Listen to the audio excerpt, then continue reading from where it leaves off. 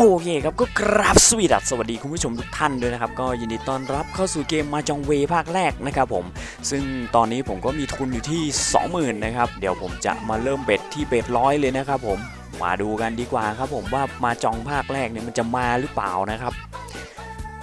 ไม่ได้เล่นสักทีนะเกมนี้คือแบบไม่ได้เล่นนานมากนะครับแต่แบบ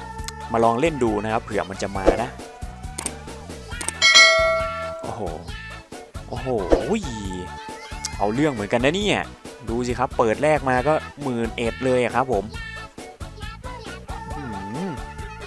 มาเดี๋ยวผมจะลองเบ็ด200ดูนะครับผมเรามาดูกันดีกว่านะครับว่ามันจะมาเหมือนเมื่อกี้ไหมไปครับ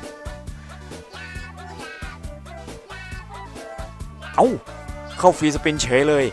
เฮ้ยเอาว่ะเข้าฟรีเบ็ด200ว่ะมาเรามาลุ้นกันดีกว่านะครับวาย2ช่องแบบนี้แหละสวย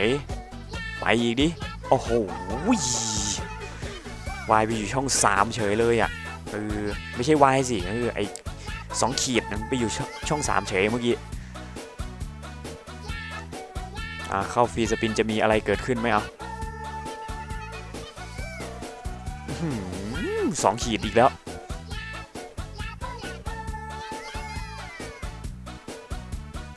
ภาคแรกนั้นจะต่างจากภาค2ตรงที่ภาค2นั้นมันจะมีเขาเรียกว่าอะไรไอ้ล็อกตัวทองอยู่ตรงกลางนะครับผมแต่ว่าภาคแรกนั้นจะไม่มีนะครับนี่แหละความแตกต่างของ2ภาคนี้นะครับผมแล้วก็นอกนั้นก็คล้ายๆกันหมดเลยครับสัญลักษณ์อะไรเหมือนกันหมดเลยยังไงครับ12,000สวยงามครับไปต่อไปอีกดี5แถวเนี่ยไหลไปอีก5,000สวยงามครับไปอีกสวยเลยเอาอีกอย่าเพิ่งหยุดขอสี่เหลี่ยมสี่เหลี่ยมยังไม่มาขอสี่เหลี่ยมโอ้ยไม่มาสักทีเสียดายถ้าสี่เหลี่ยมมาเนี่ยคือเต็มแถวเลยนะครับผมเต็มกราฟเลยนะจังหวะเมื่อกี้โอ้โหคอมโบนี้เราได้มาเท่าไหร่10,000ไปแล้ว 31,000 ครับผมโอ้โหคอมโบนี้ตบมือให้มาดีจัดเลย 35,200 ครับผมมาไปกันต่อครับมาครับเดี๋ยวผมขออนุญาตปรับเบ็ดแล้วกันนะครับผมไปสักเบ็ด300แล้วกันนะเดี๋ยวสักหน่อยค่อยขึ้นไป500นะแต่จะขึ้นดีไหมจะจบแค่300ไม่ดีกว่าเดี๋ยวลอง500ไปเลยนะครับผมแต่ว่าขอ300ให้มันมาก่อนนะ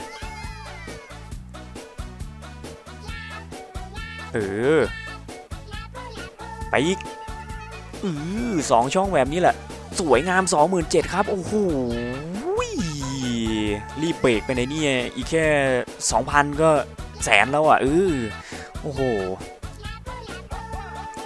ทุนนี้นี่ผมไม่ได้เติมเข้ามานะครับผมเล่นทิ้งไว้นะครับแล้วก็มาหาลองเล่นดูเกมอื่นดูนะครับก็เลยเอาลองดูเกมนี้ดูนะไม่ได้เล่นมันสักทีนะครับไม่ได้เล่นนานมากเลยเกมนี้มาลองเพิ่มเบ็ดไปเลยครับผมเอาเบ็ดโอ้โหเบ็ดสูงสุด1,000เหรอมาไหนก็ไหนวะมาเอาดูสิ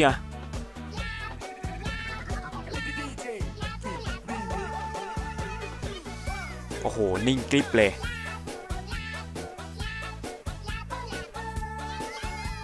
ยังไงเฮ้ยเบ็ด1,000นะเฮ้ยโอ้โหไม่ไหว ไม่ไหวเอาลงมาสักหน่อยดิโอ้โห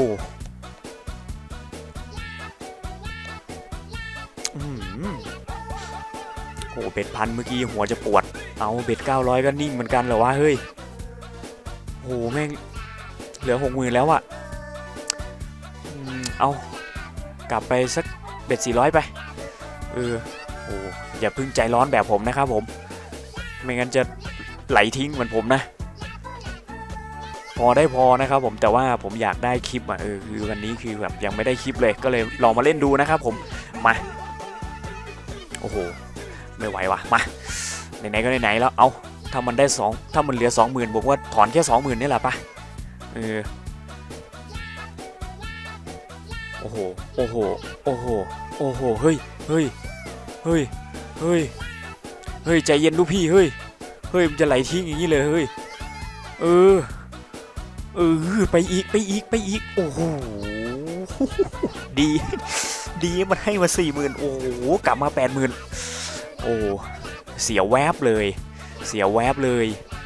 จังหวะเมื่อกี้เสียแวบเลยถ้ามันไม่มานี่คือโอ้โหได้ถอน 20,000จริงอ่ะโอ้160,000ต้องอย่างนี้สิวะโอเคนี่แหละ